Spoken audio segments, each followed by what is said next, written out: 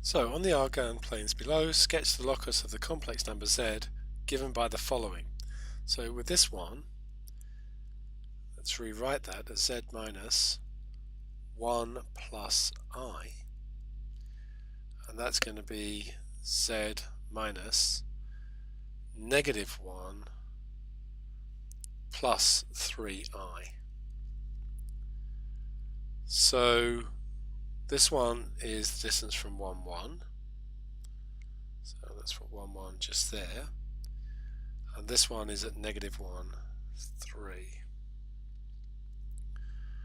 So if that's 1, 1, and that's negative 1, 3, the midpoint of that would actually be at 0, 2. And what we're after is the perpendicular bisector, because we're saying the distance from this point is the same as the distance from that point. And so that's going to go like that. And a good way of indicating that that's a perpendicular bisector is to spot the fact that the gradient here would be 1, and therefore the intercept there would be at negative 2. So that's the first one done.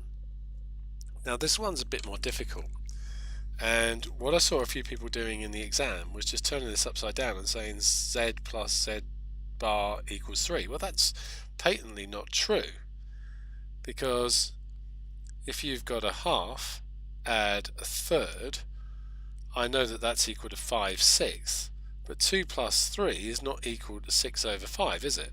You can't just turn all the fractions upside down like that. So you've got to work with it the way it is. So if we say that z is equal to x plus iy, we've got 1 over x plus iy plus 1 over the conjugate of that is x minus iy, and that's going to be equal to 1/3. So what we can do over here is multiply top and bottom by the conjugate, so x plus iy, x minus iy, and same thing here, so it'll be x plus iy over x plus iy, x minus iy, that's equal to 1/3. And so we have x minus iy over x squared plus y squared plus x plus iy over x squared plus y squared equals 1/3, and the minus iy plus iy will cancel out, so we end up with 2x over x squared plus y squared is equal to 1/3, and rearranging that gives me 6x equals x squared plus y squared, so x squared minus 6x plus y squared equals 0, and we could write that as x minus 3 all squared,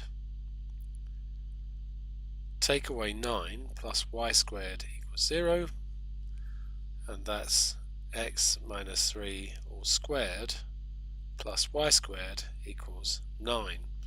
So that's a circle, radius 3, center at 3, 0. So that's 3, and then we need to have a radius of 3, and it's going to be a circle. So it's not the best drawn circle ever, but I'd have made a better job in the exam.